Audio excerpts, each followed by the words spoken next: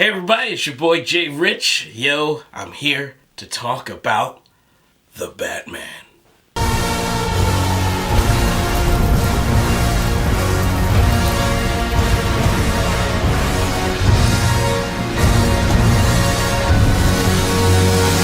Before we go off on this thing, I need y'all to hit that like, smash that subscribe, and ring that bell, alright? Let's go. I feel different after seeing this movie. Okay, I went in thinking it was going to be like, man, whatever. Like, everybody was making fun of it. There were so many memes, all these different posts.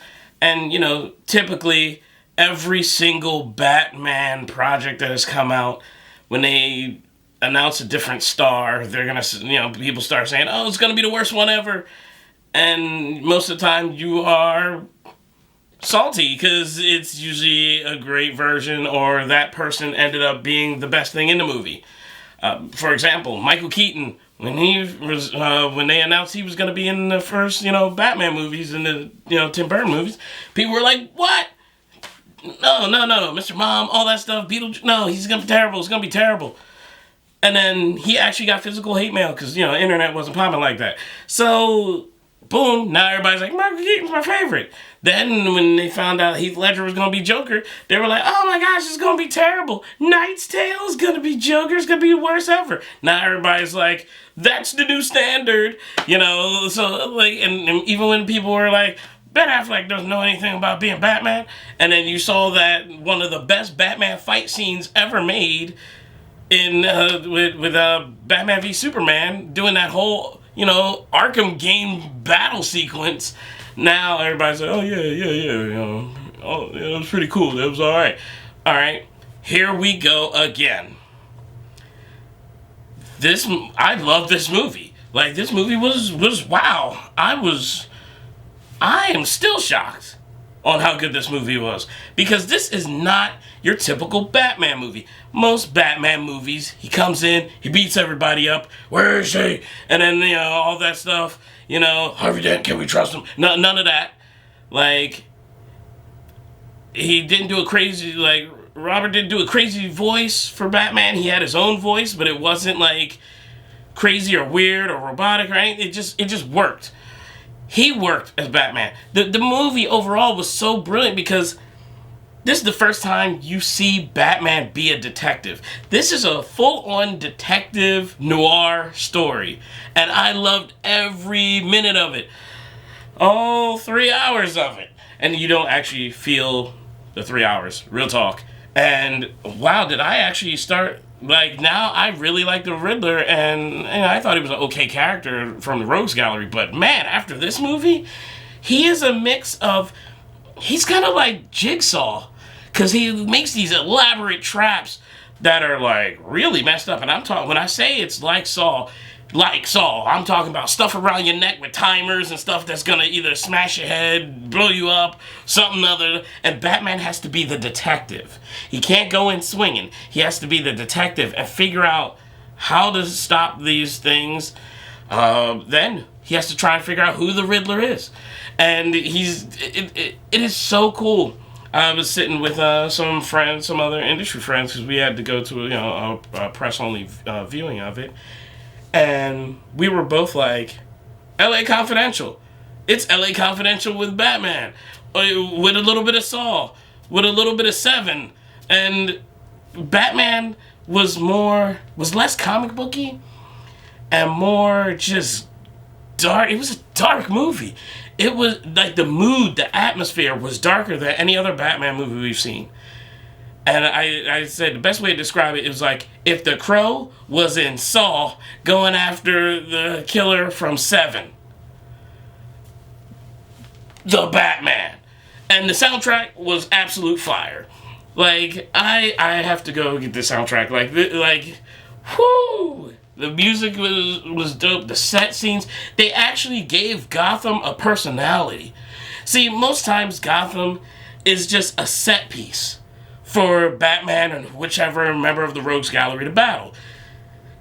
Gotham had a history that plays a heavy role in the movie. Gotham's heart and soul is part of the mystery of this strange killer who's leaving these riddles behind for this, dude dressed as a leather-bound armored bat, has to try and figure out what's going on. Zoe, it was awesome as Catwoman. She brought a different flavor to Catwoman. Like, it wasn't just because she got brown skin, it wasn't an Eartha Kitt one.